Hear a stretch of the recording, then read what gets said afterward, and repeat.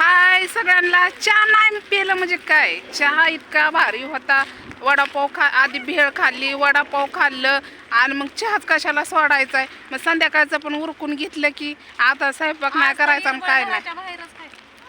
जाऊ द्या. असं पण कसं आहे माहिती आहे का, वातावरण पण हवामान पण घेतली पाहिजे, पायाला पण चलणं दिलं पाहिजे. आता बरेच जण असे म्हणतेले बरं का की बाई तुम्हाला हॉटेलमध्ये जायला, तर हॉटेलमध्ये काय आम्ही बाहेर हॉटेलमध्ये गेलो नव्हतो. आमच्याच गावातलं हॉटेल आहे आणि सहज आपलं म्हणलं चला ही बारकी लेकरं होती, त्यांना वडापाव खायचा होता म्हणून आम्ही त्यासाठी हॉटेलला गेलतो. म्हणजे बारकी लेकराला म्हणजे सुनीला. हां हां. तर चहा बी मस्त होता बरं का. चला शाळेत.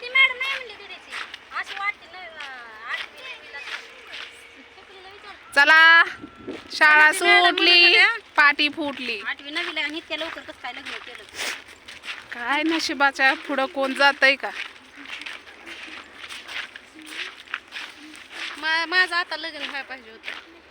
हा मी लय नाचले असते तुमच्या लग्नात. 30 वर्षाचे आहे आता. 30. एक सांगू का काय? ज्या वयात खायचं फिरायचं. राहू दे आता. चला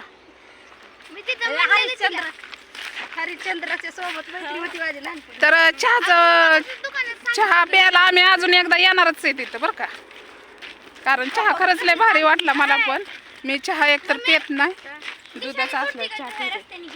तर मॅडम तुमचं पैसे राहिलं तर कुरकुऱ्याचं आम्ही देतो परतच्या बारीनं. आता आमच्या ध्यानात पण नव्हतं, तुम्ही बी ध्यान केलं नाही.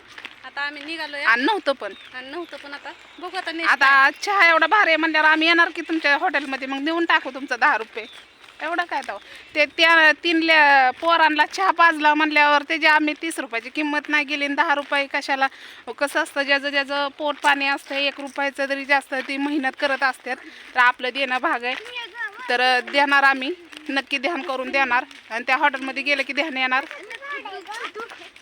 तर कसं वाटतं आमच्या इकडलं वातावरण? या आमच्या इकडली केक. मी काय म्हणते याच्यातच कमेंट करणाराला याच्यातच घालावा, ह्याच्यात हा लपून. आणि कमेंट करणारी गहुली बर का व्यक्ती मला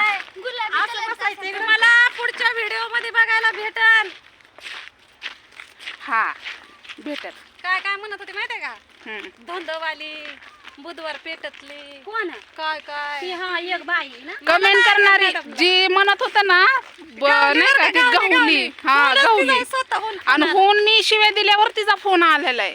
मी शिव्या दिलते नाही खेड्यामध्ये फुकणे म्हणलेलं.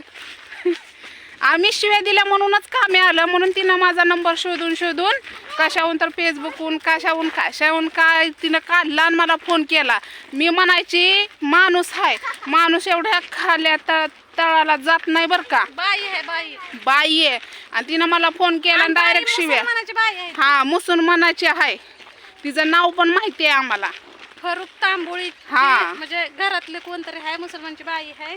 हा तिची कमेंट करत होती आणि ती शिव्या देत होती. रेकॉर्डिंग पण आम्ही केलेली आहे. वाटत होतं मी म्हणजे स्क्रीनशॉट आणि येणार तिचा फोन अजून, मग रेकॉर्डिंग चालू करायची. आणि तसं बी हाही पुरावा आमच्याकडं असू द्या, बघा येईन आता. आणि गहुली तिची जिरली चांगलीच आता. लयला आमची नाही, लयला आमची बी नाही, इथलीच आहे, आपल्या इथली जवळची. हा जवळचीच आहे. काय तिच्या इथं जायला अर्धा तास लय झाला. मग काय बाई बाया सुद्धा हाय त्या बरं का. या जगात बाया सुद्धा एवढ्या बेकार बाई आहेत. बाईलाच बाई कमेंट करते. मला म्हणत होते का म्हणजे तिच्या तोंडात ना आलं ना बुधवार पेटतली ही म्हणत होती ना ती, म्हणून मला लक्षात आलं पटकन की हीच कमेंट करत होती. आणि तिनं पण अजून काय माफी मागितलेली नाही. फक्त तिला मी म्हणजे तिनं मला शिव्या दिल्या, मी तिला शिव्या दिल्या. भरपूर असं काही झाल्या गोष्टी.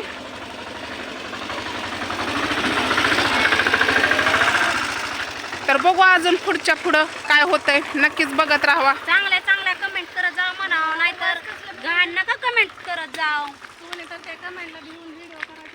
हा मग काय तर आमच्यासारखे गरीबाला तुम्ही कमेंट करणार असली घाण म्हणल्यावर मरल घरात फाशी घेऊन. तिकीट काढावं लागल. हा याची जबाबदारी नाही, कमेंट बरं, करणार. काय फायदा असेल घाण कमेंट करून जर काय फायदा असेल तर ती केलेली वेगळी गोष्ट. हा काय फायदा नाही, कमेंट काय नाही उगाचच काय पण करत बसायचं. कमेंट करणार देवाने दिल्यात मोबाईल देवाने दिला समज कर कमेंट करणार नाहीतर ह्याची जबाबदारी ही कमेंट करणारीची जबाबदारी तुमची आहे. आम्हाला तर काय कमी जास्त झालं तर ही जबाबदारी तुमची असणार आहे प्रत्येक. तर चला बाय. तिथं पाणी साचलं त्याला म्हणतात स्विमिंग पूल. बाय.